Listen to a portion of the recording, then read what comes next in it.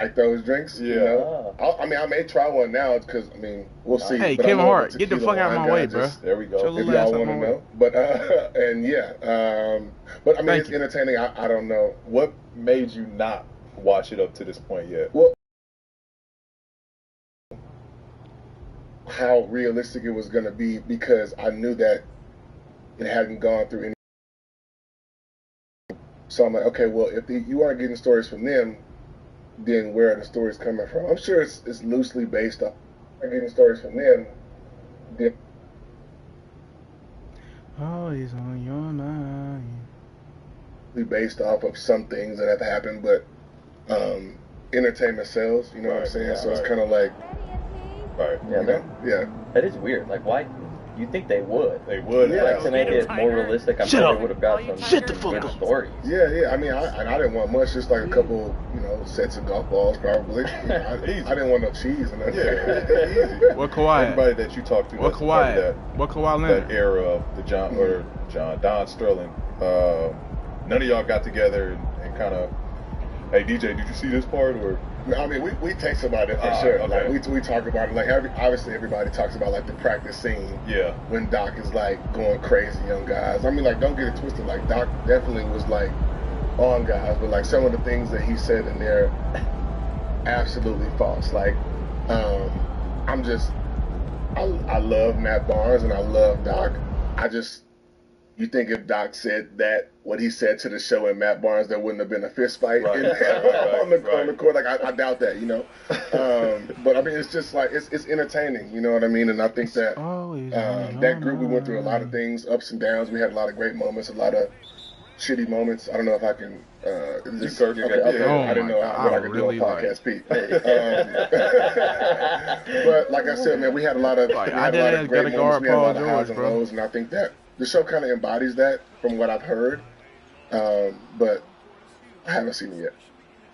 Well, Have you watched it at all? I haven't watched it yet. Yeah, I haven't watched it. I've just seen all the Twitter It's funny, stuff. I saw a billboard and the billboard was like, what did it say? Something about LA's other team. Have you seen that? Disrespectful. And I was like, that is disrespectful. But why would y'all broadcast that about the show? I just don't understand. Like, it's kind of like, hey, it was like the story of LA's other team. Yeah. It seems like they would have to get permission though to be able to just do a whole TV show on the Clippers and representing. That's kind of like. It was something like that, right? Yeah, Dang. I was like, talk about a headline. Yeah. What? It's like, hey, watch the lower rated version of Winning Time. Right. You know, like, damn.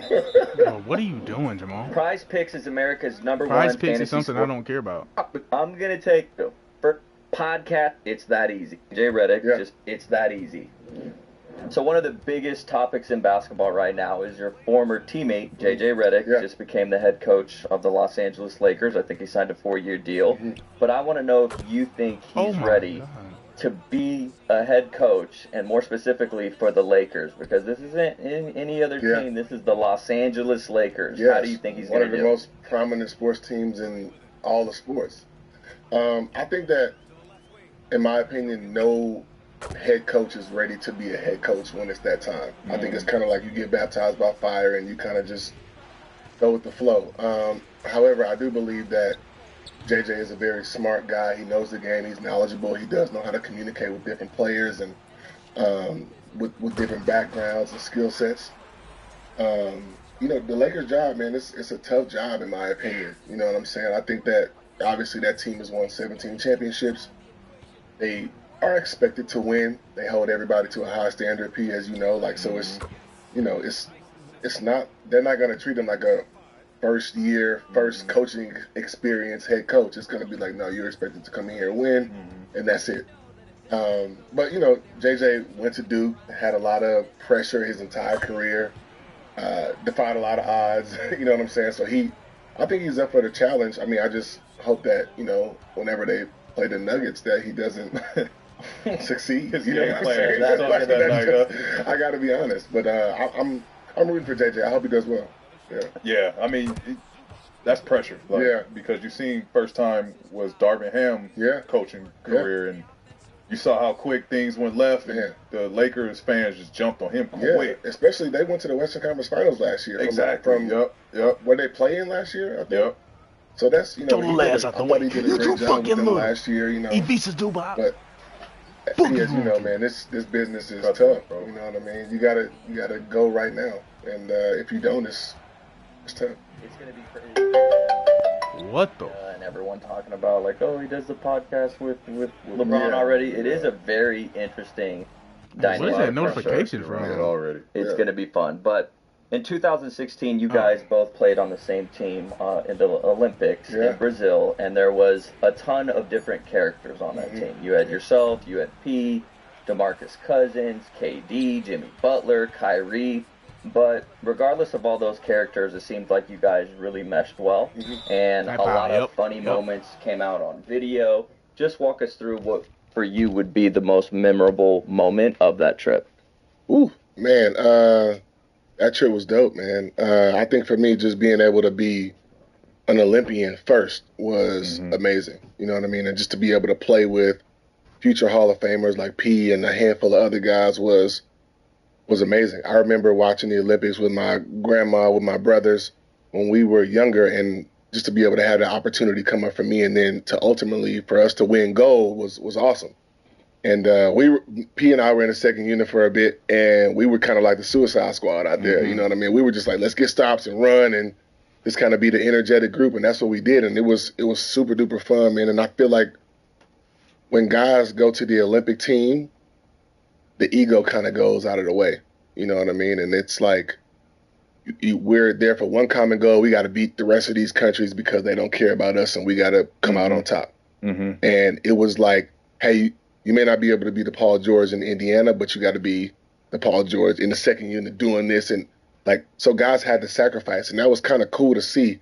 And also, like, I'll never be able to play with a team like this other than maybe like an all-star team or a summer pro-am league or something like that. So just to be able to do that in Brazil was pretty cool, man. And I feel like we all got along. No, there was no bullshit bickering. Guys got along, and we cared for each other. We spent a ton of time together. Because you remember, it was like Zika around that time. So like, you thought if you got bit by a mosquito, it was over with. Right. You know what I mean? Like, that's kind of how it was, you know? Like, it was a tough time. So we were on a boat the whole time. So we were literally practice back to the boat.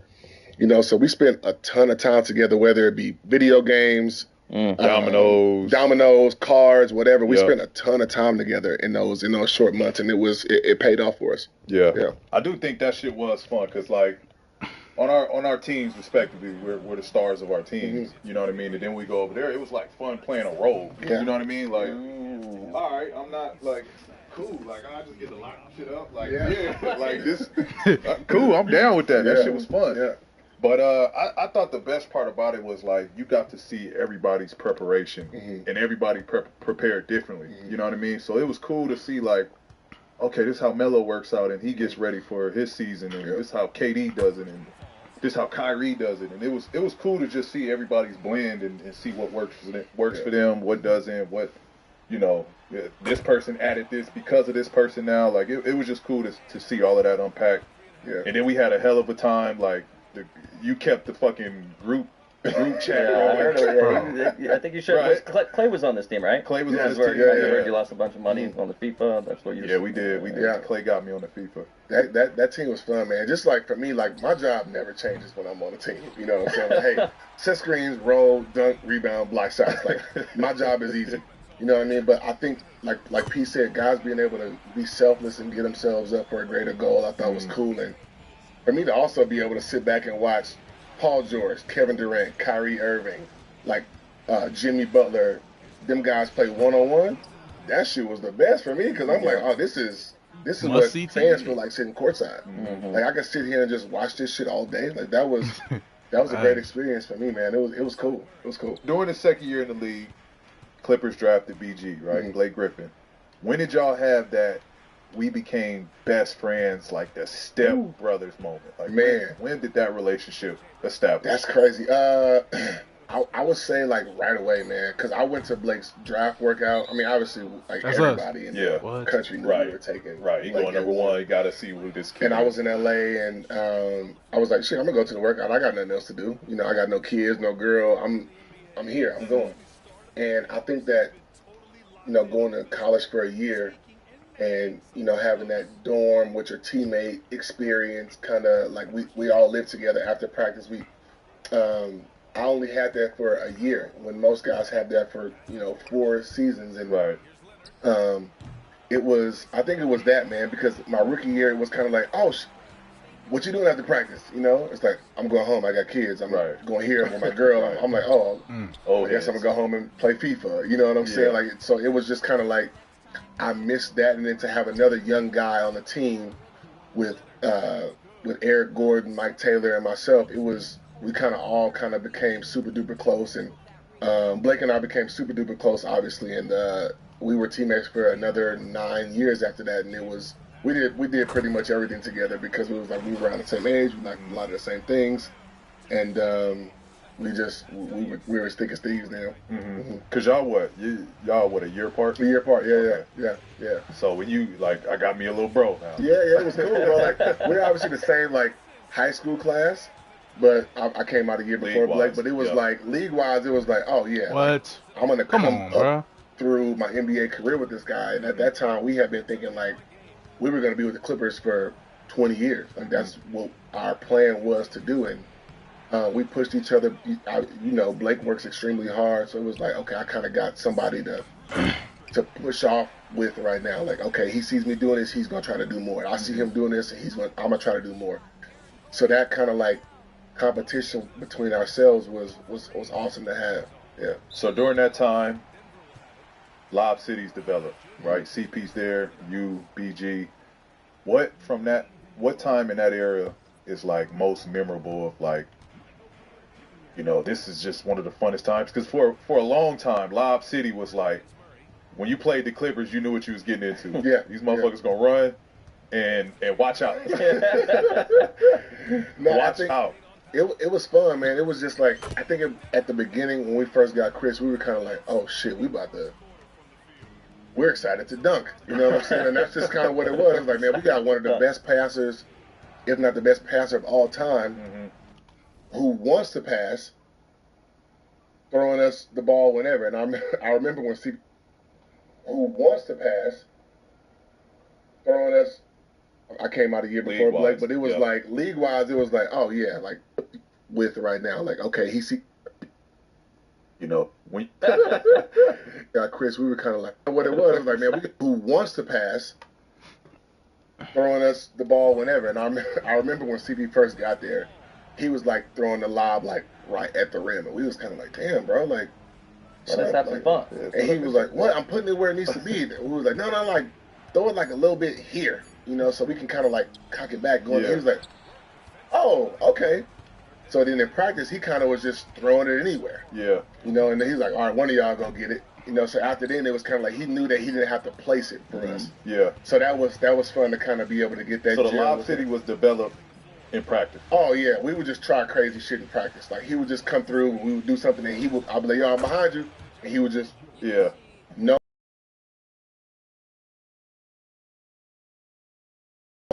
Throw it up there, one of y'all will come and get it. You know, so that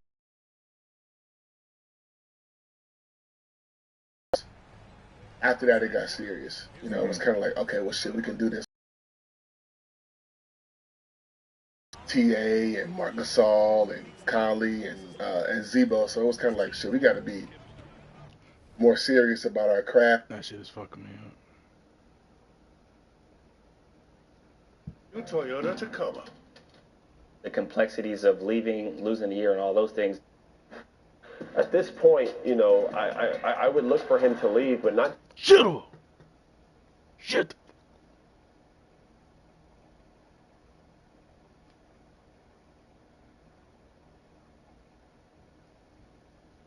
You know, so we can kind of cock it back going. Yeah. He was like, oh, okay. So then in practice, he kind of was just throwing it anywhere. Yeah. You know, and then he's like, all right, one of y'all go get it. So after then, it was kind of like he knew that he didn't have to place it for us. Yeah. So that was fun to kind of be able to get that. So the Lob City was developed in practice. Oh yeah, we would just try crazy shit in practice. Like he would just come through, we would do something, and I'd be like, "Yo, I'm behind you," and he would just didn't look. Before he would look and then have to, but after a while he would just like, "Oh, I'm just throw it up there." Like one of y'all will come and get it. So that was fun. But I think that we lost to Memphis. Oh, he pumped fake. After that, it got serious. It was kind of like, okay, well, shit, we can do this. We don't want that feeling again. They had like TA and Mark Gasol and Conley and Zebo, so it was kind of like, shit, we got to be more serious about our craft, and it can't just be trying to get dunks like in an AAU game or in an All-Star game. We got to be serious about it, and I think that we kind of took our games up to another level after that. So it was cool to kind of see that. Do you wish you would have trademarked? But what is the odds? I want to watch this pod while having DeAndre Jordan. Yeah. And Paul George. But at that time, we playing right now. Like, what are the odds? You know what I mean? God is like, so funny. I'm 20 years old. Let's just rock and roll. Right, because y'all just in a moment. Yeah, it's just. But yeah, after that, it was kind of like, oh shit. Well, you probably lost out on the line. You guys had a great rivalry with the Warriors, a little bit before their dynasty run. But there were a lot of moments, for instance, Jermaine O'Neal confronts Blake in the Staples Center tunnel. How's he not when get a you foul look right back there? on those games, what would you say was maybe the most tense moment that you guys had while playing the Warriors? We had a Christmas game against the Warriors that was pretty fun. I would probably say playoffs. It was either game 6 or 7. Game 6 was Of course, when Russ does all that, the bro. Sterling shit happened. What the fuck? And I remember funny. we flipped our warm-ups inside out and all that. And before that, it was just such an emotional game that I was like, man, we gonna either beat their ass by 20 or they gonna beat us by 20. The game's not gonna be close, We ended up getting smoked that night. But then game 7 at home, we ended up beating them at the end in a pretty close game. But it was just such an emotional time, man, and they were such a great team. And I think they ended up winning it all the next year. He fouled him, bro. So I think that playoff series against them was probably one of the best times that we've had. Yeah. And you just mentioned, Chris Paul and him throwing those lobs, but we just had Dante Jones on the pod a few months ago, and he mentioned how Blake and CP were just so different. And you could see it in the media. It almost felt like there was, maybe a little bumping of the heads between them two. But is there a particular story that you remember that kind of explains how demanding CP was as a teammate, but also one of the leaders? I think, man, people can say what they want about CP. I think that CP is, you want to have CP on your team. Because, he is going to fight until the buzzer goes off. You know what I'm saying? And I think that... Chris Paul, can you please sign a vet minimum and go to the Suns, please? Please. I don't even think he's a free agent. I think he's in you got a dog like that on your team, it's great to be around because he's going to motivate you to be the best player you can be. He's going to challenge you, which some guys don't like to be challenged. You know what I mean? Let's get that out there in the open. Some guys don't like that shit. But Chris is a guy that's like, no, I need you to be better so we can be better as a team. And he wants to be held accountable, and I think that's important to have, especially from your point guard. You know what I'm saying? Their voices, it has to carry. But Chris, he expected a lot out of all of us, and I think that people kind of get rubbed the wrong way with that. And I think when you're young, you kind of like, damn, man, what the fuck? You know what I mean? But as you get older and you start to understand the game, you start to understand, oh shit, guys get to a certain point and they want to win a championship, and they see these opportunities that they had when they were younger, and they kind of slip away. You don't want those to slip away in the time where you have a great team around you. So it's kind of like, I'm not going to do what I did last time and maybe be quiet or let this shit slide. You kind of got to, all leaders aren't liked. You know what I mean? And that's the thing about being a leader. It's people are going to be pissed at you sometimes because of how you're handling everything. But if it's for the betterment of the team, it's kind of like, I'm willing to make that sacrifice. Right. Oh Walk my us through God, the play, MPJ. because I know there's a video where maybe there was a little miscommunication with the rebound and the game clock, Oh, against Portland. and he just started cussing you out. Walk us through that play. I remember that, bro, and I was sick after that, man. So like, I remember it too. There was like maybe like a couple seconds on the shot clock, maybe like 1 second on the shot clock, and it was like a 3-second game clock differential. So CP, I remember, shot a floater, and I'm like crashing the glass, thinking I gotta tip it in to win, you know, and I fucking came down with the ball. You know what I'm saying? I came down with it. I'm like, damn, man, it's over. We gotta go to overtime or it's over with. And then I'm like, oh shit. And I try to shoot it. And then I think it was like Scott Foster or somebody's like, no shot. Yeah. But when I can't look at it. I can't look at it because I know I'm gonna be sick when I look at it. Yeah. And then of course, when you're young, you go look at everything on social media, you know? And I looked at it and I was like, social media beating you down. I'm looking at feel it the like, heat? you idiot, what the fuck, da-da-da-da, my parlay asshole, you know? But it's like, damn, man, I could have, when I look at even when I look at it now, I'm like, I could have tip dunked that shit back in. Right. You know, but fortunately it wasn't like that important of a game. Yeah. You know what I'm saying? Right. So I could sleep. I feel like it threw the other because like nobody tried to foul you, nobody tried to like defend you. Dame was sitting right there and he was kind of like just standing behind me like, all right, well, overtime. You know what I'm saying? Nobody knew what was going on, so I'm glad I wasn't the only one who was kind of like in a brain fart situation, you know? Yeah. Thanks for asking that. Yeah. My Old Spice total body deodorant. How could she? So 2017 voted to NBA All-Star, and you know, obviously All-Star games is nothing you take for granted. What was the experience like for you? Because that being your first, that was my first All-Star nod, man. what was that moment like? It was surreal, man, because I feel like you know, you feel like you have a season, you're like, I'm supposed to make it this year. I should make it. You know, I'm gonna make it this year. And I had a couple seasons like that prior to, and it was exciting to make it. I was also pissed because I'm like, fuck, I should have made it last year. Right, you know what I mean? right. But it was a humbling experience being able to like, it was almost like the Olympics, man. Being able to like play with Hall of Fame guys on an All-Star team, knowing that this is something that you've watched since you were a kid. You know what I mean? And I think that me being able to do that and represent the Clippers like I did was amazing. And it was a surreal experience. I have a lot of friends who were in New Orleans, and my family came up, so just to be able to have them there was great. Yeah. You shared a story about how Doc told you can make 100 M's by defending and rebounding. I told him that was impossible. Break that story down. I said that's impossible. So when Doc first got the job, we went to dinner, Nobu, Malibu. Spot. That's his spot. You know that's his spot. Yeah. That's Doc's spot. That's Doc's spot. That's his spot, man. I go to the Noble. Yeah. Come on, guys. Come on. It's on me. That's hey, bro. I'm trying to catch Doc on the road at a restaurant. Right. Like, let me see what the nicest restaurant is in Sacramento tonight. Doc gonna be there. He paying. For sure. But no, he just was telling me like what he expected of me, what I needed to do in order to reach the goals that I wanted to reach, that our team needed to reach. And it was pretty simple. It was like, you need to be the best screen setter in the league, get on the rim faster than anybody in the league, challenge every shot, and any rebound that comes off, it needs to be yours. That's the you'll be a champion. And I'm thinking to myself, and I said, all right, you know what? Fuck it.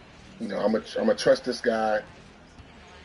Like he's had KG, and you know what I mean. So like, if KG, one of my favorite players of all time, can trust, then like I started to see all of that stuff come, you know, and it was kind of crazy because I was like, damn, like he was right, you know. And then I started to take pride in just being the best defender on the floor, blocking shots, trying to grab it. I thought every rebound that came off the rim was mine, regardless if my teammate was there. Like I'm like, I'm going to get it. Like every rebound is mine. Like I became selfish with it. I became like obsessed with it almost. And then I started to see all those things happen. And then, like, obviously, like, we didn't win the championship with the Clippers. But I ultimately did end up winning one, which was awesome. But the only thing that we didn't accomplish was Defensive Player of the Year. So, but I made a couple first team All Defensive teams, which was just as great. And being able to believe in him and trust him with that was awesome. So, yeah. And secured the bag. Yeah. You got it. Yeah. So JJ and Jamal Crawford both talked about how they had minimal interaction with Donald Sterling during their time with the Clippers. And you were on the Clippers. Oh, fuck. Okay. Okay. It's okay, man. Yeah. I got you here. You see, I'm getting like fidgety. Hey, I'm doing my job. I got a little tequila here. But you were on the Clippers for 10 seasons, and just curious, what were your interactions with Donald Sterling when you were a Clipper? Well, mine were very minimal, but they were also not ideal, One of the first ones I had was like him and like a group of people coming into the locker room after the game. And, you see that sometimes, the owners of the teams coming into, to congratulate everybody. But it was like, it's not like with a posse of people, And this posse wasn't just like, some of his boys. It was like some dudes, some chicks, so it was like, all right, this is kind of sketchy. But I'm a rookie, so I'm like, okay, maybe this is just how it is. It's normal. But then when people start coming up to people with towels on and everything like that, it was just like a weird deal, you know what I mean? But it wasn't, at 19, I just thought, okay, maybe this is just how the league is. But after a while, you start to realize from your veteran leaders that, like, nah, this is not normal, It's a little weird. Yeah, it was just like, this is strange, Can I take a picture with you? Like, all right, cool. I got my, whatever. That's what you want to do, cool. But then, like, I'm sure you guys have heard about the white party and all of that stuff. Yeah. Like, that was a sketch time. Like, it wasn't mandatory, but it was mandatory. You know what I'm saying? And that just was like, it was a weird deal. You know what I mean? Bro, the draft that, and like, I love. Just before you. Yeah. So people that don't understand what the white party is. What is the white party? The white party is what it sounds like. Well, not what it sounds like.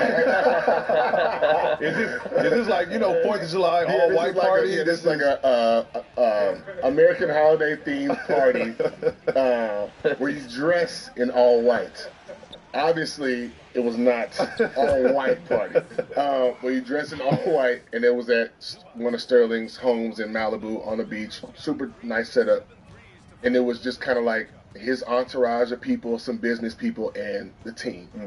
And what it felt like was almost a showcase of tall black guys. He said that. And what I didn't say that. Paul George said that. That's almost what it felt like. And then, like, I felt super awkward for a guy like Blake, who we had just drafted #1, and it was kind of like, he was escorting Blake around the party. You know what I mean? And it was kind of like, oh, meet him. Like, isn't he tall and handsome? And look at his muscles. And it was kind of like, all right, well, I'm glad I ain't got no muscles. You know what I'm saying? Like, I don't want to be like walking around. That is awkward. Yeah, like it was just kind of like. Do you flex? Yeah, but like it was kind of like, even Blake was like. Yeah. It was weird, man. But then after a while, it was kind of like, y'all don't have to go to that no more. Yeah. And we were like, thank you, we appreciate that. But it was just a strange time. And then P almost had to go to those things, but we drafted Al Farouk Amino instead of P. But I'm still hot at the Clippers for that. Cause you know what? I had a good ass workout in LA. Like, I thought, like, oh, okay, like it was 8, so it was like I don't know if I'll get drafted that early, but I also had a great ass workout there. Yeah. So I'm like, man, I might be at the crib. Yeah, we saw that, and afterwards we were like, oh, damn, we didn't get Paul George. Oh, cool. I was like, oh, Farouk, okay, cool. And then, like, when you guys' career started to progress, it was kind of like, Hello. Fuck. You know what I mean? Like, and that's no disrespect to Al Farouk Aminu. He had a great career. Yeah. For sure, Yeah. but it's just like, He did. it was just two totally different paths, and it was like, P could have had the pleasure of going to the white party. I wonder what he would have said about you. Man, look how I'm talking, because I didn't have no muscles then either. Like, So look at his this is hairline. LA's own. Look at that hairline. Like, That is can a you believe pristine this? hairline right there. Hey, look, podcast. Bounty Mega Roll. 4 rolls in 1. P fan, we got to take a quick break on story mode with DJ to check in with my dog. We don't have to take a quick break. Watching your pod. Shit. I mean, thought I was gonna get my Facts. I love you getting into J-Dub T. Podcast P fan, we got to take a quick break on story mode with DJ to check in with my dog John Wall. Stay tuned. This is The Connect, sponsored by AT&T. Stay connected to what matters most with AT&T. I'm happy to welcome my brother, 5-time All-Star, All-NBA, J-Dub. Thanks for coming What's on, up, man. Brody? What's up, bro? Appreciate you for having me. It's been a long time coming. I should have been on here, but we finally got our way up there. Facts. I love you getting into this pod space, bro. How the pod space been going for you? It's been dope, man. Something I never really thought I was gonna get myself into. People came to me with the idea this summer. When I mean last year when I was just chilling, I was like, I'm just working out, being a dad, being at home. So it got me to embrace myself, you know what I mean? Watching your pod, you know what I mean? Watching All the Smoke, watch other guys' pod, just put my mindset in there. And, you know, over time, episode after episode, you continue to get better. And I fell in love. I fell in love with, you know what I mean? I get to talk about the game of basketball, something that I love. And I think I live and die behind it. So yeah. I've been enjoying it, bro. It's been a great space to be in. Yeah, I think naturally, man, this is just a perfect space for you because you got like a photographic memory of like, it'd be shit you just remember it. I'll be like, damn, like you said, like it just happened yesterday. So this definitely a perfect space for you. I do want to jump right into it. I saw Bones was down there working out with you recently in Miami. What's been the approach like as you navigate back to getting back into your form? You know me, bro. You know I just love the game. Like you said, I'm always studying the game. I'm always talking about it. I see plays before it's supposed to happen. And I'm just a sponge of the game. I'm watching basketball all day, every day. Girls, high school. You know, I have my own John Wall Holiday Invitational Tournament. So I'm just locked into the game. I know how much it means to me. I know how much I miss the game. And, you know, Bones always comes down throughout the summer. He was here last year, and we get the opportunity to get in the gym. And, you know, I'm always there trying to be a sponge, trying to be a vet to the young guys, just to teach them certain things they might not see and have the mindset that you got to work. You know what I mean? Like, I love to work. I love to be in the gym. And whenever guys ask to work out, I say, don't come over here and BS around now. Like, I'm coming to get my work. We ain't here to play around, mess around. It's an hour and a half, whatever we're doing. Nikola, so Mr. Jokic, Mr. Serbian guy, what are you doing, man? Means to me how much I want to get back to the game. Like you said, I've been an all-star. I've been a franchise player before. It's been a tough journey trying to get back there. The most important thing for me is just trying to stay healthy. I baited them. A lot of these teams have a lot of, have a lot of young guys on the team. They don't have a lot of vets. And I think you need those vets in the locker room. That's what teams are missing. Oh my God! I'm willing to accept any role. That was great defense, man. You just can't, you know what I'm saying? Benny Udonis has a role, anything like that. I just want to be in the NBA jersey again because I know how much the game means to me, how much I still have left. And if it's helping the team playing, if it's helping the team trying to be a coach or be a mentor, I'm willing to accept that. So you know how much I love the game. Right. I want to talk about because we came into the league together, and yourself, D Rose, Russell, y'all kind of redefined that point guard position.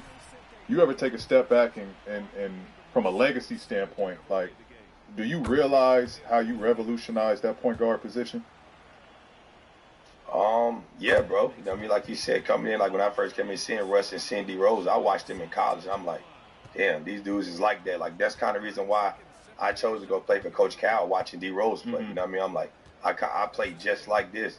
But yeah, man, like, I tell people all the time, when we first came in, P, it wasn't no, you go guard the power forward or you go guard the other person. Like, point guard had to guard point guard. I remember I had matchups of D Rose, Rondo. Then I go to the West Coast. I got Darren Williams, Steve Nash, CP, and Russ, and CP. And I'm like, man, this some BS. Like, why the league set me up with 6 games straight like this? So yeah, I look at it because what I mean. Like I always say, no way you missed I don't think I got a lot of recognition for when I played. Like, I only made 1 All-NBA. 5-time All-Star, that's great. And I'm like, I averaged 20 and 10 for a lot of years, but I know my peers giving me my credit. That's what it means the most to me. Oh, you say so all I feel time? like, yeah, we definitely changed the game, brought that perspective back in. Being a true point guard, but a point guard that was athletic, can score at will, and can brought that perspective back in. Being a true point guard, but a point guard that was athletic. All-time Nuggets, all-time Clippers. Ooh, Nuggets got AI. They got Melo. J.R. Smith. Clippers.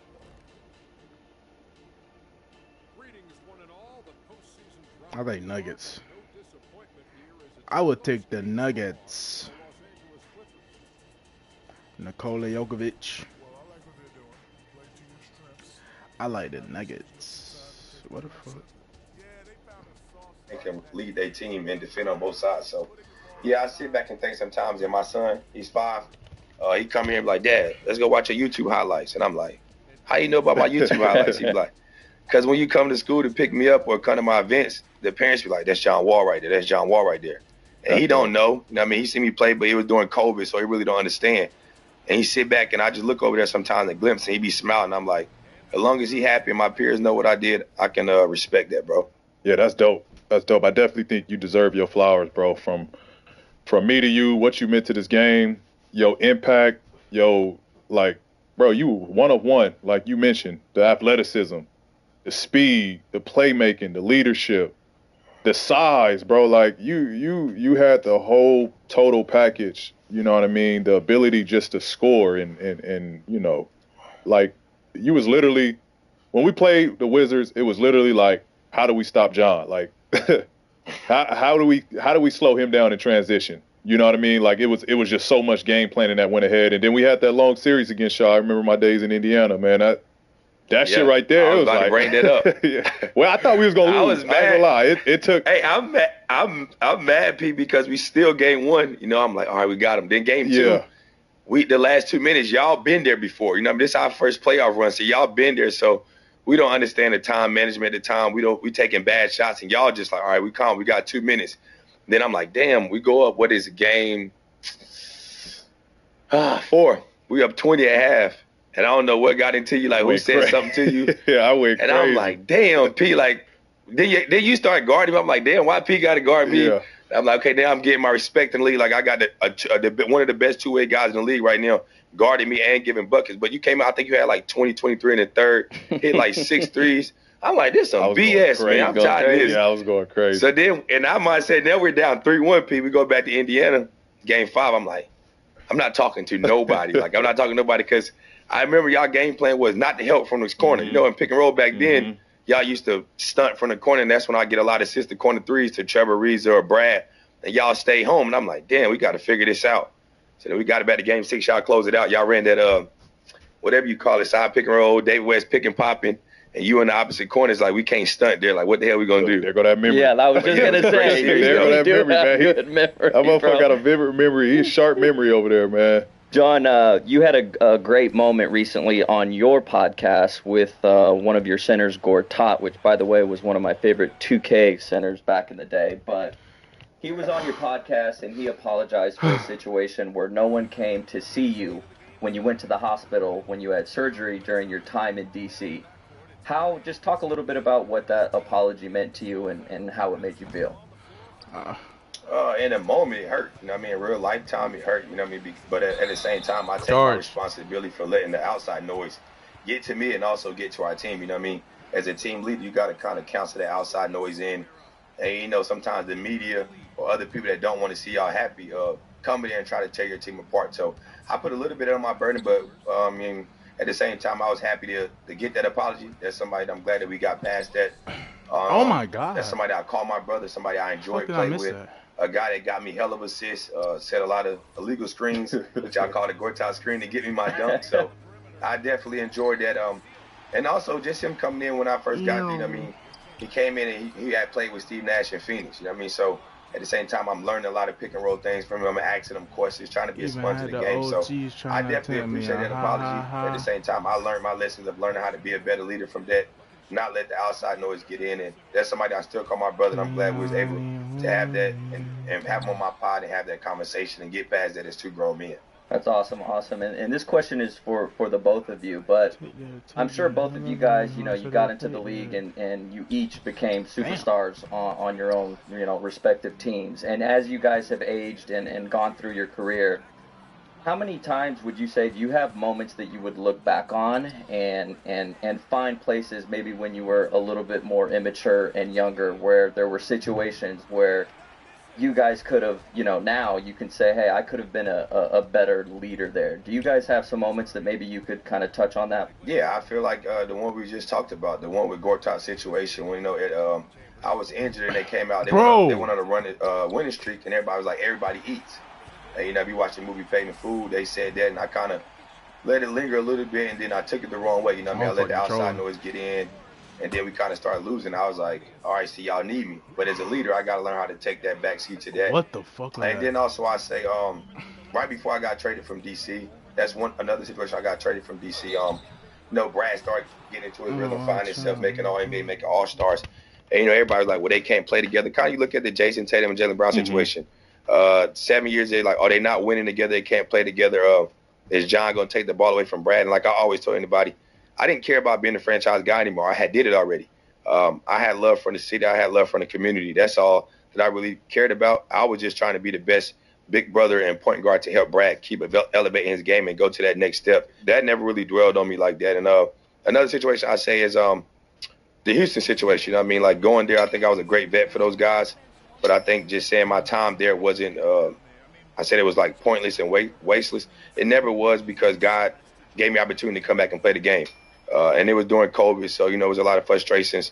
And dealing with my mom passing and my grandma passing, and then being traded from a place I've been to, called home for 10 years, that kind of hurt me a little bit. But I apologize and give my shout out to the Rockets organization and their front office and their owner, because they gave me an opportunity to play there. They gave me an opportunity to put back on the NBA jersey and give my respect. So those are the situations I would piggyback on. Yeah, I definitely had moments throughout my career, especially early in my career, my days in Indiana, where, I felt I didn't do the young guys a good service there, like Miles Turner and, just the young guys that was after me. I think, at the time I was a little frustrated with the direction we were going. I felt, I'm in my prime. Put some talent around me, put some veterans around me, like, let's go try to win a chip. But in hindsight, had I been there and kind of just played it through, helped the young guys in time, we could have turned our young guys into some valuable pieces to play with. But, how this league goes, I need to stop playing around for actually, like, feel like your years is dwindling down. You putting your body through so much shit, and it's just like, man, like, I don't know how much more of this, like, it ain't equating to winning or winning at a high level or at that point trying to compete for a championship. I was my clothes.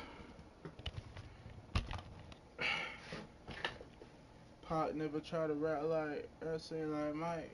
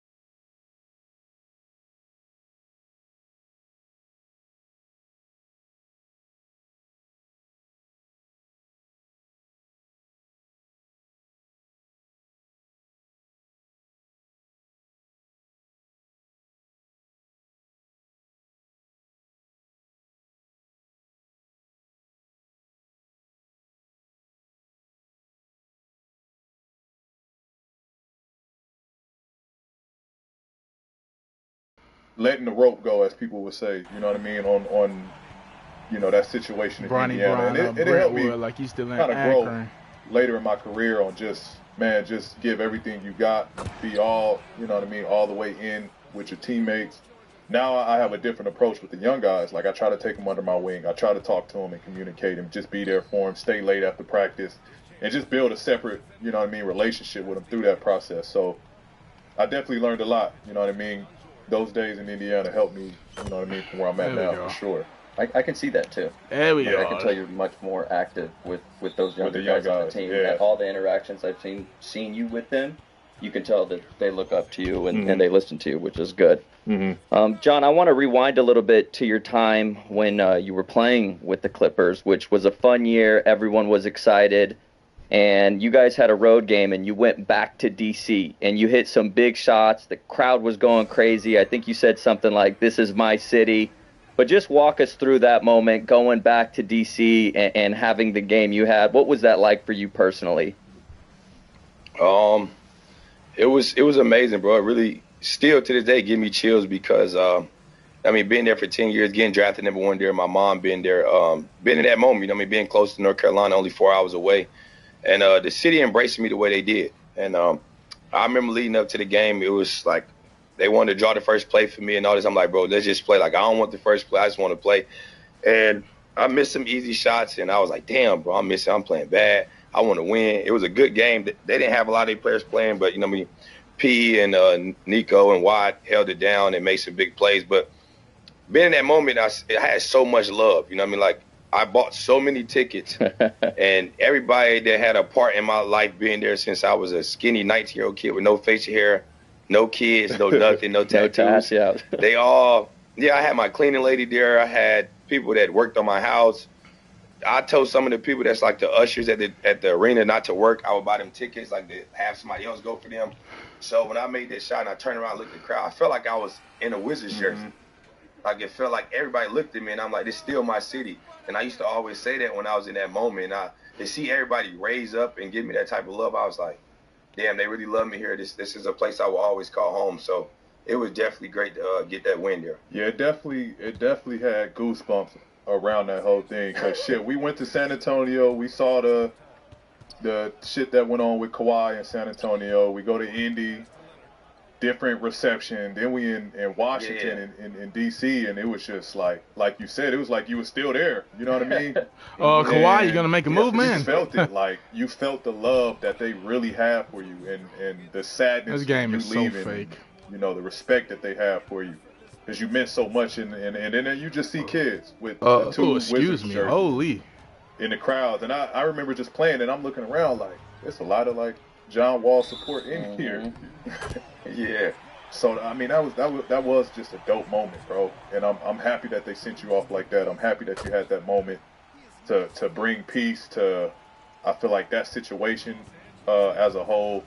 And man, that was awesome. That was nothing but love there. It felt so dope for me because I forgot when I went there with Houston, it was COVID. You know what I mean? So it was no fans allowed.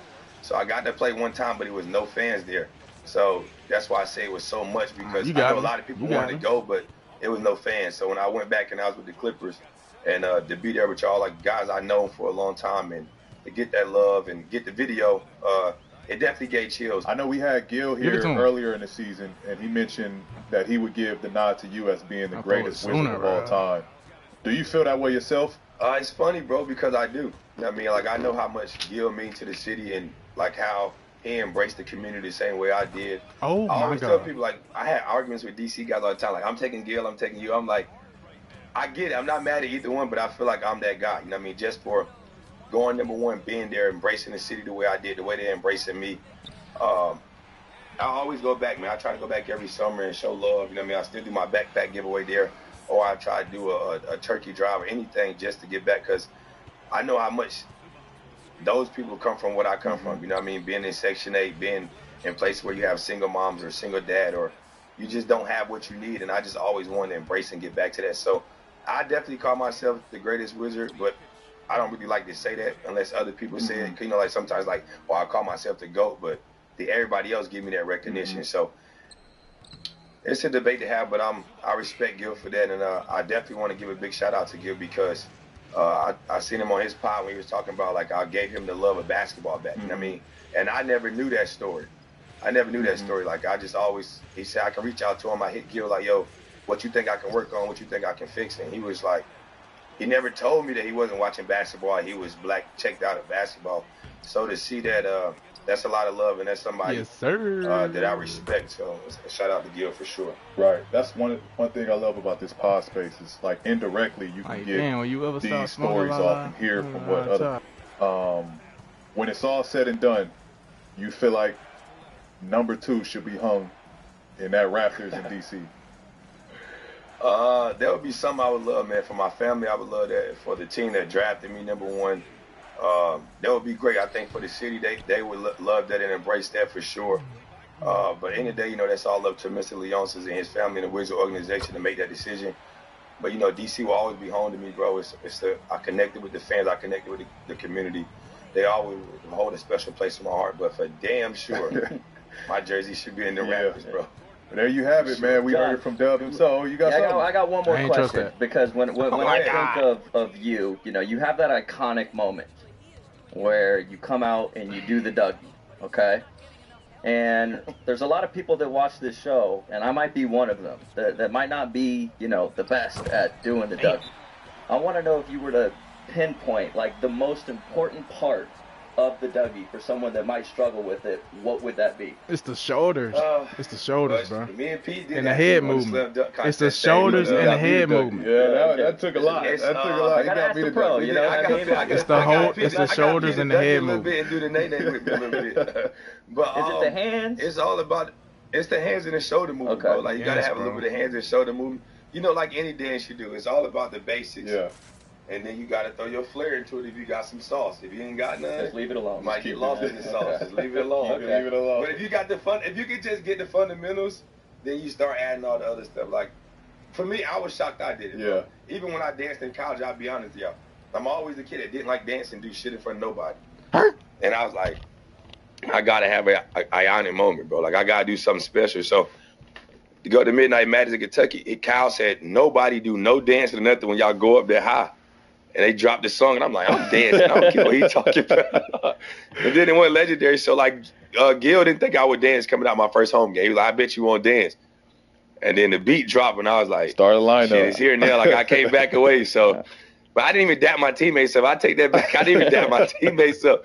I remember, like, Kurt Heinrich holding their head, not trying to dap me. And I was just locked into doing my Dougie like I was getting paid to perform. I always have to pretend like I know how to do it because the part where it goes, I ain't from Dallas, but I D-Town Boogie, so if I'm feeling good, I have to throw a little, like, something. I got to act like I know what I'm doing a little bit. But, like, the D-Town Boogie is like another little dance you add to it. Like, that ain't even the Dougie. It's just like another little dance they do to it. Okay. I'll show you one day in person. Fair enough. There you have it. We got it there. Hey, Dub, we appreciate you for coming through, bro. Thanks for hanging with us. Stay close to the action with AT&T at home or on the go. AT&T keeps you connected to the game. Hey. Appreciate you, Dub. Love you, bro. Appreciate you, Pete. Love, bro. So during the Clippers time, there was free agency situation that went on with the Mavericks. This at the time was probably one of the NBA's social media free agency stories that involved different stories and emojis and just a ton of stuff around it. Can you set the scene for what happened during the decision to re-sign back with the Clippers? Because for the longest, we know that you was back home in Dallas. They had you locked in the house. All right, so you better run the floor, Zubac. Houston first and foremost. Houston, not Dallas. Yeah. I'm from Houston, but I was gonna go back to Texas, my home state. But because this was after we had. That's a good shot. I ain't gonna lie. Somebody in the first round, I forget, and then we were playing Houston in the second round, and we beat San Antonio. First round we beat, and then we're up 3-1 on Houston. We lose. So I'm like, all right, well, fuck, like maybe we ain't got it. This is just, it's maybe time for me to move on. I was like, you know what? I'm gonna go to Dallas. What in the fuck is And going on? I was like so sure about my decision at that point in my career that I was like, I need to try something different. I need to move on and maybe accept a new challenge for myself. And I told Blake and Chris. Can you see MPJ? I was like, man, we so close, but I'm like, I don't want to let him down, you know. So I went back I told Mark and Chandler and Dirk I was coming to Dallas, and Bro, you know, they had to fly to Dallas tonight, and I'm like, nah, I'm gonna go home. Me and my family going to Jamaica or somewhere, and we went. And I was like, nah, I'll come back. I'll go to Dallas after I get back. I need to, once free agency starts, I want to go home and like just kind of separate myself. Damn, you big. We're in Houston at my house. My brother's there, a couple of my buddies, and I get a call from Doc. And I'm like, Yo, what are you doing? Come set the screen, bro. And my brother Corey, who's over there right now. Oh my God, I'm missing like, so many shots, answer bro. that. What the fuck? And like, no, it's my dog. I gotta answer the phone. So I talked to Doc for a second, and we're just chatting it up. And I told this story a ton of times, so it's out there. And I'm like, he's like, hey man, you know, it took me a while. Like, you know, I'm happy for you. I just think that we got some unfinished business here. And I'm like, yeah, I understand that too. I feel that, but I just, you know, I want to try something new. I just don't think that we're gonna get over that hump. I said, and then plus, like I already told these people I'm going to Dallas. I can't tell them I'm not going, you know. And he was like, well, if you did change your mind, you know, we would have your back. And I'm like, man, I know, Doc, but it's just tough. He said, well, give me an hour. I'll call you right back. All right, cool. So, like 20 minutes later, Blake calls me. Shoot that. He's like, hey, bro, what's going on? You coming back? And I'm like, what you mean? I said, no, I'm going to Dallas. Shit. And he was like, well, shit, Doc just called me and we coming to Houston tomorrow. And I'm like, oh, shit, y'all coming to Houston? Yeah. I'm like, all right, cool. Fuck, all right. So I call my mom. I'm like, hey, mama, I think the people from the Clippers coming out here tomorrow. She's like, DeAndre, you telling people from Dallas you going? I'm like, yeah, but Doc and then want to come out here and talk. She was like, "Oh shit, the people in Dallas gonna It's great kill you." defense. You know, so they came He out. just Ultimately, makes it. we He had just like bails this them huge, out. big conversation, and it was like a great, you know, Hold like on. get everything on the table, air it out kind of conversation. And We got a ultimately, mouse I down ended there. up Hold on. staying. And I should have got a deal with Twitter at the fucking time. You know what I mean? Because I kind of like, you know, we had the numbers jumping that night, right? Okay, But it was buddy. it was a fun time, and I think that when you're at that age, P, like your mind is telling Another you, one? I need to do this, but your heart is telling you, no, I need to. So it was a tough situation for me, wanting to be able to switch jobs like everybody else in the world chooses to do at some point. But in our world, it's kind of like it's broadcasted and you get chastised for it. Right. This game is a fucking but struggle, man. It Throw was that. a fun time. Yeah. What ultimately like sold the decision? Because you said your heart was kind of set on going to Dallas. No, my mind was set on going to Dallas because Your mind was going to Dallas. Your heart was yeah. stuck I was on like, staying. because in my mind, in my heart, I was like, I want to stay with the Clippers until I retire. I don't want to leave ever, you know.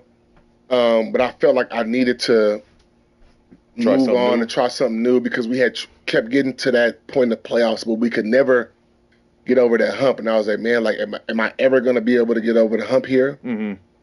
But I want to know, like, who, like, because whoever said the final word of whatever the pitch was, like, what was the final word of, like, well, my mom, got it popping. I'm coming back.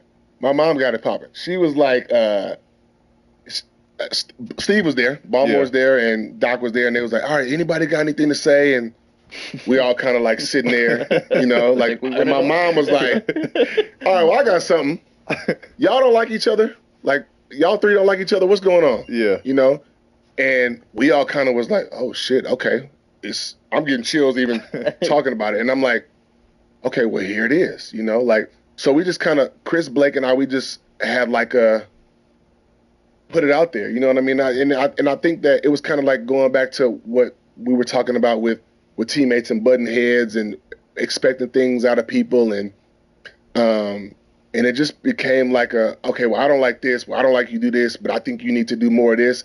And it was a conversation that I think needed to be had years prior to that. And I think that it's a lot of conversations that a lot of teams in the league need to have right now just because it kind of like puts it all on the table. And it's like, you know I love you. You know I got your back. But I'm going to let you know what is bothering me and what you should let me know what's bothering you. And after that, it's flushed and let's go this way. And I think that's what the conversation did for our team and for us three as a whole. And after that, it was no question about like, okay, I know this dude got my back. I know he's got my back, and they know I'm gonna do whatever it is for them. And it was great after that. And then ultimately, I decided I'm staying. And I was like, all right, cool. Like I'm dapping everybody up. JJ's there. I'm like, all right, cool. I'll holler at y'all. And then Armand Hill and Paul Pierce go outside. They smoking cigars. And I'm like, all right, I think y'all about to leave. You know, I'm like, I need my house back. And Paul Pierce is like, oh, you don't know? I'm like, no, what? He said, oh, Doc not leaving until you sign. I'm like, oh, shit, okay. But, you know, I'm on Central Time, so I got to wait till 11:01 to sign. So they stayed in my house till like well past after midnight, and then we kind of just celebrated there. And then I had to reap the consequences that came with Dallas and the Dallas Mavericks. Yeah, what was that conversation like? Because you said that you talked with Chandler and all those other guys. Yeah, you got to make that call right after that. Yeah, it's. I mean, Chandler and I are good now. Mark and I are good now. But you know, shit turns quick, fast. You know what I'm saying? Like you could be friends with somebody, and then when that shit happens, it's kind of like, nah, I'm off that dude. Which I understand. I get it.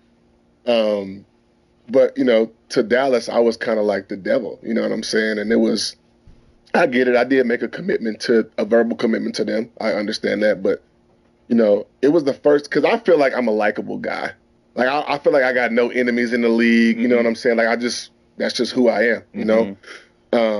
But at that point, I was like, damn, I got a whole city that's like, fuck that dude. When we went back to play Dallas in Dallas, they had my picture on the front page of the paper with like to cut out and bring to the games, like with like the dotted lines with devil horns on it. And I was like, damn. So it was the first time for me. I was like, fuck, like, damn, am I that bad of a person? Right. Wait. They put devil horns on your face on the paper? On the newspaper for people to bring to the games. And also, this was like also after we had did the Hooper commercials.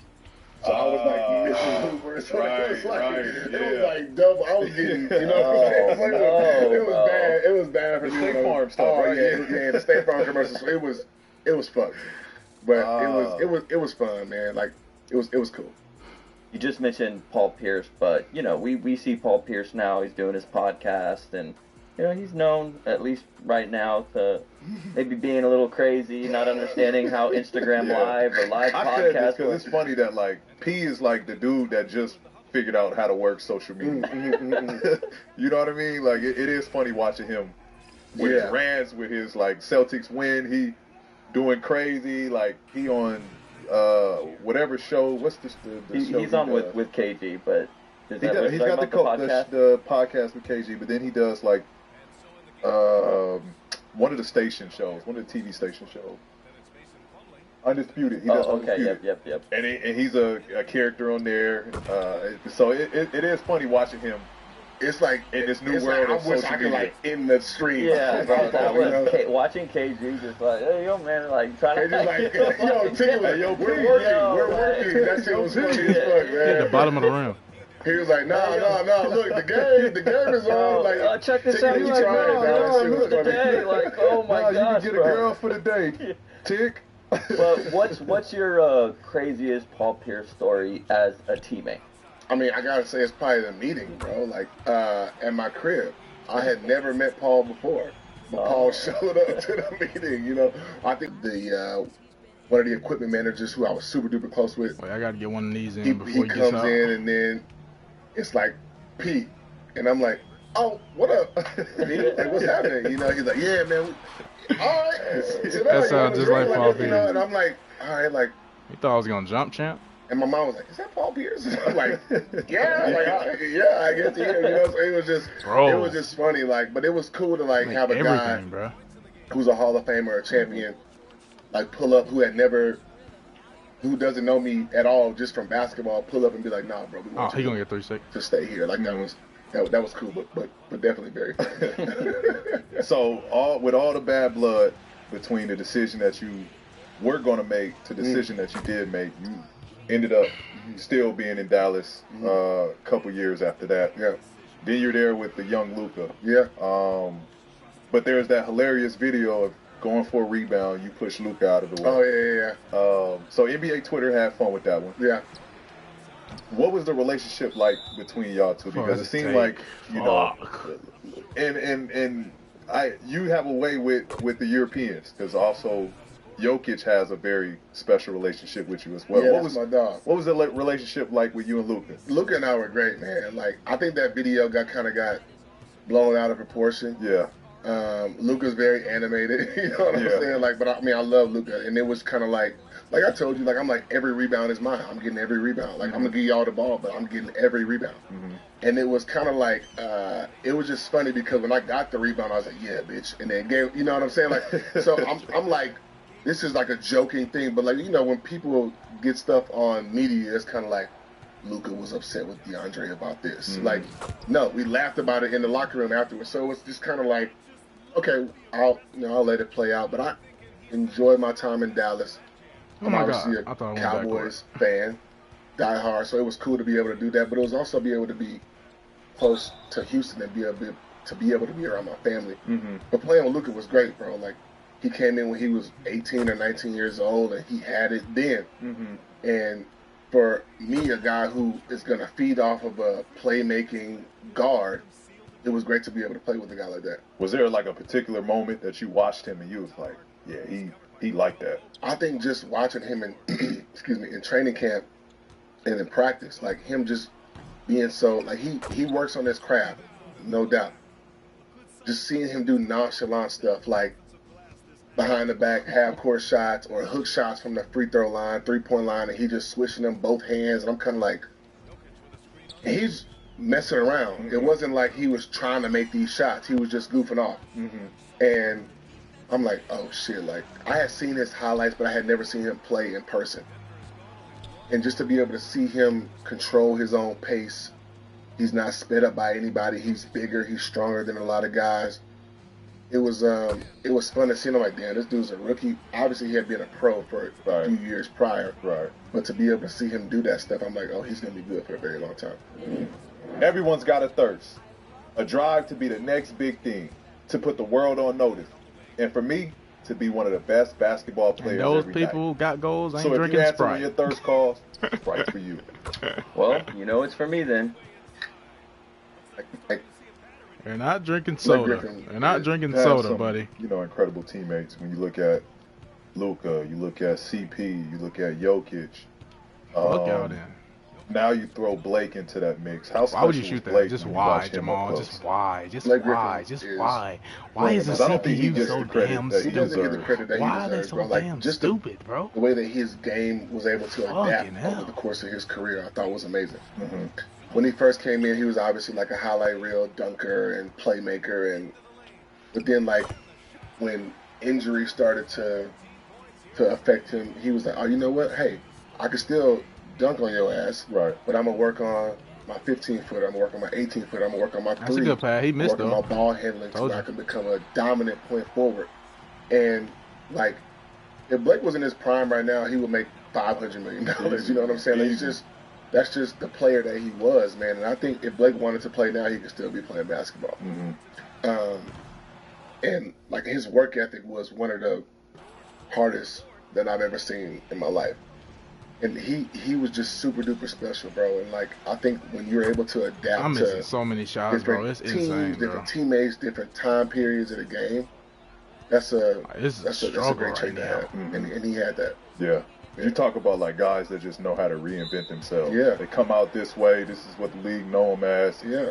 Then they reinvent themselves and then they extend their careers and they, you know what I mean? Like you look at Al Horford, the guy that reinvented himself and I'm about to get quiet now out is a champion. Like you look, year 17, like it's crazy. Because you think about Blake and it was like, okay, he's going to Detroit. All right, they're going to forget about Blake Griffin. Exactly. Like, no, he went there and led them to the playoffs. He was an all-star there. He shot the shit out of the ball from three. Like, he was the leader of that team. And I think that, you know, that definitely gets overlooked. And that even when he came to Brooklyn, he was a great player there. And in Boston last year, he was great there as well. So it was, you know, he did a lot of great things throughout the course of his career. Do you think he's a good comedian now? Because doesn't he do a lot of stuff he with does. comedy now? He's pretty funny, bro. Like, Blake's always been a funny dude, but it was kind of like once he was like, all right, you know what, fuck it, I'm going to do comedy. I'm going to tell jokes. It was like, oh, shit, like, you know what, like, you could go out there and bomb. Yeah. But it was like, you know, I could also go out there and fucking kill it because half the battle is like, getting these people on my side. And then when I go out there, they on my side. Right. You know, but like he had that with him, but also like Blake is funny as shit. You know what I mean? So like he had the double whammy, you know. So it's like he's taking this shit to another level. That shit just came out of like left field though. Like, did you like when he did it? Was there ever a conversation like, yo, DJ, I think I'm gonna get into this comedy shit? Yeah, it was a conversation. I was like, get the fuck out of here. Like we can tell jokes with each other and on the team bus, like that's great. But like telling jokes in front of people we don't know, like what? And then I remember like maybe his second to last year with the Clippers, he had hosted like a comedy event. And he went up there and told jokes, and I was like, "Oh shit, he's actually really good, bro." And it was just he was super raw, but he was really good. And then like to see him progress and like take it seriously, write jokes down. He's producing comedy movies now and other things. It's kind of cool to see, man, and I'm happy for him. Yeah, he might be the only NBA player to ever go that route. Yeah. Can you think of anybody else? I mean, Shaq did everything. Yeah, but like, you know, he's all about it with the shows and all that. I actually ran into BG down in Cabo. Oh, really? Him and Chandler were together not too long ago. Yeah. We played last week together. Is Blake pretty good? Yeah, he's pretty good. Who won? I know he can hit that motherfucker mile too. When you guys have Blake on the show, I'll let Blake tell you guys who won. Okay, that's fair. We'll see if we can get him. We can't even get him to sign that. This is true. Blake, we discuss sign this shit for PG, please. I hope this goes viral, BG. I need you. I need you, brother. I need you, please. BG, pull up to Podcast P, bring about 5 fire-ass jokes, and then the contract signed for my dog. You know which contract we're talking about. Bring it, and then, there we go. Perfect. Appreciate that.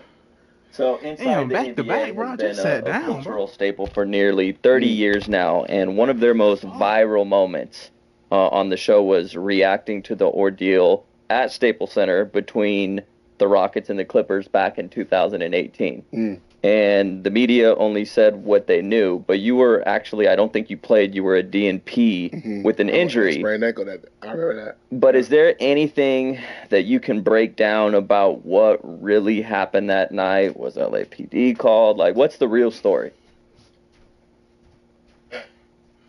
Well,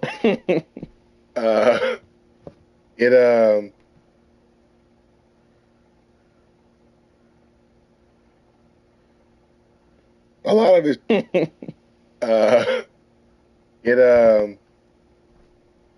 a lot of it's true. A lot of it's true. You know, that was it's a very emotional game. It was, obviously Chris's first game, I believe, back in LA after he went to the Rockets. So, I love CP, but that night it was like, fuck CP. You know what I mean? Like, and that's just kind of, and it was just a lot of shit talking being thrown around. And then towards the end of the game, it was, and I'm sitting on the bench, so I talk shit, but I'm not like, I beat your ass, PG. Yeah. It's like, I'm locking that shit up, PG. Shit like that. Yeah. But I think it kind of got a little more than between two players. And I don't want to say those players' names, but you guys can kind of guess who those guys were. One guy's from the great city of Los Angeles. Another guy's from the great state of Florida. They kind of can get to the Clippers locker room, you know what I'm saying? So I'm sitting at my locker, which is, the locker room, going toward the training room. My locker's in the corner right there. My former locker. So I'm sitting there, and then all of a sudden I see the homie from the Rockets right here, and I'm like, yo, hey, what you doing, bro? You can't be up in here. Yeah. What you doing? I'm standing up. He's like, no, I'm looking for somebody. I'm looking for that motherfucker right there. Oh, my God. And I'm like, nah, bro, you got to get out of here. So I got my boot on. I'm trying to push my dog out of here because we have a relationship. I'm pushing him out of here. When I push him out to the hallway, I see the whole Rockets team. Yeah. You know what I mean? And I'm like, oh, shit. Guys? I'm like, this ain't for me. You know what I mean? And I'm like, bro, what y'all doing? Like, no, we want to talk to so-and-so. We just want to talk to him. I'm like, y'all not talking to him. Right. All 15 of y'all want to talk to him? No, that's not happening. Then when I turn around, I got my whole teammates here. Somebody has a weight in their hand. So this was just like a crazy situation. And it was escalating. Yeah, it was escalating. For sure. At the end of the day, I don't think nobody in the league want to fight. Right. But that's the most that like that reaction is the most that that's you've probably seen that I've ever heard of. In that one and then the Warriors, I'm like, I may have to throw down tonight. Yeah, you know. But then it was kind of like security came in there and kind of separated everything, and then it was dead after that. But it was quite animated that night. You know what I'm saying? Wish we could see it. Yeah. That would have been fun to watch. So fast forward 2019 with Kyrie and KD. Give us the backstory of how that happened. What got you into? Well, I was in Dallas that year, and then I ended up getting traded to the Knicks, and KD, Kai, and I were super duper close. And we had been talking about teaming up for a while, and it just never quite happened. Our deals never aligned with that. And then that year, it kind of did, and we had talked about this teams and discussed teams, and the Knicks came up, and I was like, well, shit, I'm already here. Oh, I was like, I'm already here. We can come here. You know, they got a ton of money, and you know, it's a great city, this and that. And then the Nets got brought up, and then their roster, they already had some great pieces. And then ultimately, we decided that was what we were going to do, and it was a great time.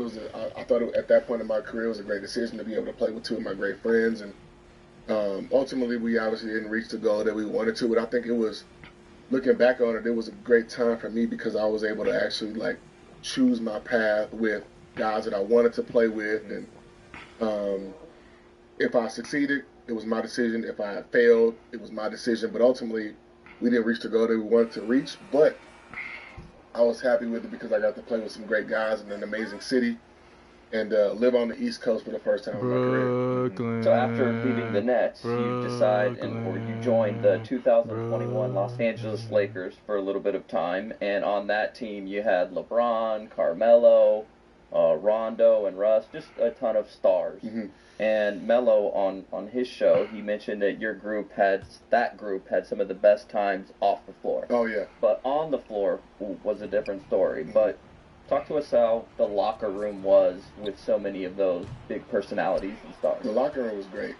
Like, I had always been a fan of AD, Bron, Russ, Melo. Rondo was a guy who I was dying to play with at some point in my career. Trevor Ariza, Avery Bradley, guys like that, and it was a cool team to be around. I was also happy because I was back in a place where I consider home at this point in my life, LA, and I was able to like take my son to school and pick him up. So that was a plus for me. Our record obviously wasn't what we wanted it to be, but being around those guys was amazing. I learned so much. Being a Laker is definitely very different. And it was strange for me even putting the uniform on the first time. And I'm not saying like it's bad, but I just, you know, being like, I want to beat that team so much for 10 years to finally joining that team, it was strange. But it was a great experience for me, and it was fun. We had a great group of guys that gelled really well together. We just couldn't figure it out on the floor. We dealt with a lot of injuries. We did a lot of other shit. But that didn't take away from our camaraderie and chemistry off the floor, though. Yeah. I'm curious, like, what were the biggest differences? Because you played for the Clippers and the Lakers. And for fans and most people that follow basketball, you know, you always hear about how, you know, being a part of those Lakers, you know, just with the history, the media. Did you really feel that difference when you were with the Lakers? Like, when you started playing for the Lakers, everything that comes with that, could you actually tell a difference? I couldn't really tell a difference because I had been in LA so long, so it was always like this show in a sense. Okay. But when I was with the Clippers, we kind of like built it up from lottery to playoffs. So it was being able to like do that was awesome. But then you go to the Lakers and it's almost like you should feel lucky to play for the Lakers. You know what I'm saying? Which is, I mean, they got 17 championships. That's awesome. You know what I'm saying? But it's like, I'm also an NBA player too. I also have done great things in my career, not taking away from what the Lakers have done, but it's almost like your charity. You know what I'm saying? Like, no, bro, like I know what the fuck I can do. You know what and I think that also has on the show. Sorry to disappoint. There were two Batmans. And then Brad can be whatever character you want, but